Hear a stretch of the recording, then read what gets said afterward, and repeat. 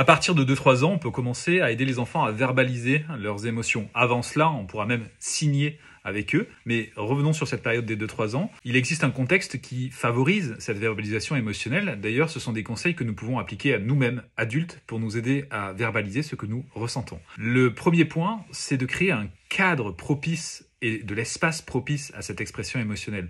Les enfants vont plus exprimer leurs émotions s'ils se sentent en sécurité et pas si par exemple on les intime d'éteindre et de supprimer leur expression émotionnelle.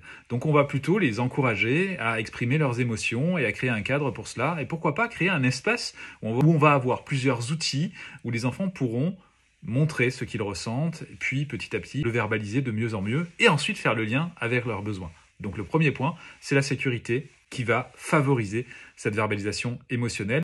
Les enfants vont recevoir le message que ressentir une émotion, c'est OK. Et puis on verra ensuite pour une expression émotionnelle qui convient aux parents et aux enfants. Deuxièmement, c'est utiliser des outils visuels. Là, j'en ai quelques-uns. Là, par exemple, on a un éventail des émotions ou encore une roue des émotions qui est ici.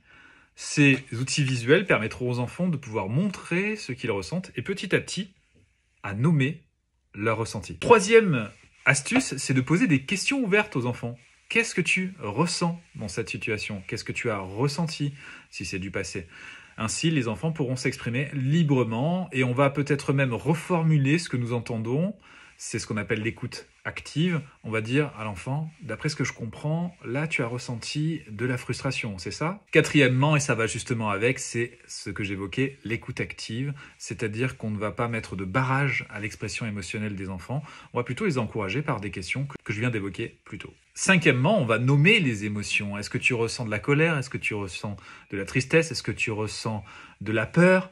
Les émotions ainsi verbalisées, ainsi que leurs nuances, c'est-à-dire qu'on va acquérir du vocabulaire qu'on pourra d'ailleurs trouver à la fois dans les films d'animation ou encore dans les livres, permettront à l'enfant d'ajuster de mieux en mieux ce qu'il ressent. Sixièmement, c'est multiplier les supports d'expression émotionnelle. On va peut-être proposer à l'enfant de dessiner son émotion ou de la colorier ou encore de chanter son émotion ou d'inventer un texte qui sera en rapport avec son émotion. Tous les moyens sont bons et des moyens artistiques et ludiques sont parfaits pour pouvoir justement exprimer ce que l'enfant ressent. Le septième conseil, c'est la patience. Les enfants ont besoin d'évoluer du point de vue cérébral, c'est-à-dire que ce qui permet de nommer l'émotion, c'est cette partie du cerveau, le cortex préfrontal.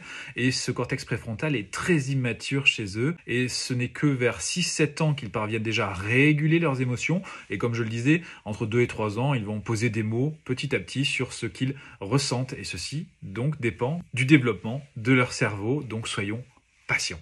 Huitième astuce, c'est leur offrir justement ce modèle de verbalisation émotionnelle. Plutôt que de crier sur eux, on va leur dire « je ressens de la colère » et leur montrer aussi comment nous parvenons à réguler leurs émotions. Mais ça, c'est un autre sujet. Là, on parle uniquement de l'identification et de la verbalisation des émotions. Voilà, j'espère que ces 8 astuces vous serviront au quotidien. N'hésitez pas à laisser un message et à partager cette vidéo si elle vous a aidé.